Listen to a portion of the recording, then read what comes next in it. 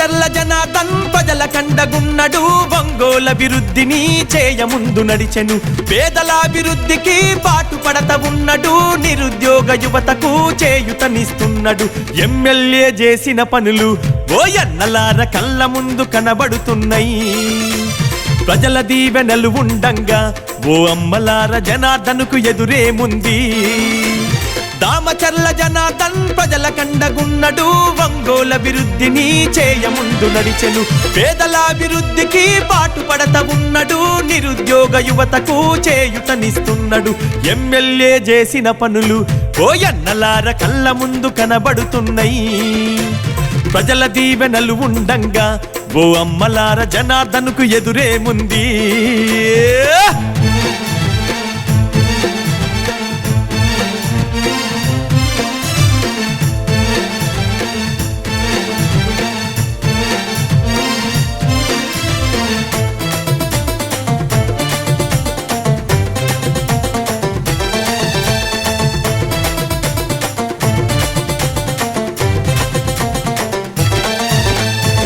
నాటి పాలకులు పరిపాలించిన తీరు అభివృద్ధన్న మాట ఎక్కడ కనబడలేదు జనార్దన్ ఎమ్మెల్యేగా గెలిచినంక నేడు ఒంగోలు అభివృద్ధి ఎంతో జరిగని చూడు మాటిస్తే తప్పనోడు వెనుకంజా వేయనోడు దమ్మున్న నాయకుడమ్మా జనార్దన్ అన్న పేదవాళ్ళ తోడు నీడరా దమ్మున్న నాయకుడమ్మా జనార్దన్ అన్న పేదవాళ్ళ తోడు నీడరా అగో కార్యకర్తలండగుంటడు జనార్దన్ అన్న కనురెప్పగా చూసుకుంటాడు కార్యకర్తలండగుంటడు జనార్దన్ అన్న కనురెప్పగా చూసుకుంటాడు దామచర్ల జనార్దన్ ప్రజల కండగున్నడు ఒంగోల అభివృద్ధిని చేయముందు నడిచెను పేదల అభివృద్ధికి పాటుపడత ఉన్నడు నిరుద్యోగ యువతకు చేయుతనిస్తున్నాడు ఎమ్మెల్యే చేసిన పనులు ఓ ఎన్నలార కళ్ళ ముందు కనబడుతున్నాయి ప్రజల దీవెనలు ఉండంగా ఓ అమ్మలార జనార్దనుకు ఎదురేముంది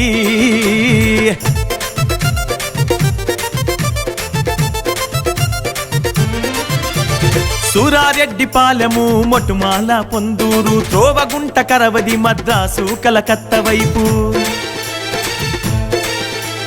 రోడ్ల అభివృద్ధిని చేయించెను మన అన్న ఒంగోలు అభివృద్ధికి నాంది మన రోడ్లన్న కారు మంచి తముకల మొటుమాల వంతనేసే కొత్తపట్నం నల్లబాగుపై జనార్దన్ అన్న వంతెన నిర్మించినాడురా కొత్తపట్నం నల్లబాగుపై జనార్దన్ అన్న వంతెన నిర్మించినాడురా గమల్లపాలెం మోటుమాలకు ఓ ఎన్నలార డబుల్ రోడ్డు వేయించిండు గమల్లపాలెం మోటుమాలకు ఓ ఎన్నలార డబుల్ రోడ్డు వేయించిండు దామచర్ల జనార్దన్ ప్రజల కండగున్నడు ఒంగోలు అభివృద్ధిని చేయముందు నడిచెను పేదల అభివృద్ధికి పాటుపడత ఉన్నడు నిరుద్యోగ యువతకు చేయుతనిస్తున్నాడు ఎమ్మెల్యే చేసిన పనులు ఓ ఎన్నలార కళ్ళ ముందు కనబడుతున్నాయి ప్రజల దీవెనలు ఉండంగా ఓ అమ్మలార జనార్దనుకు ఎదురేముంది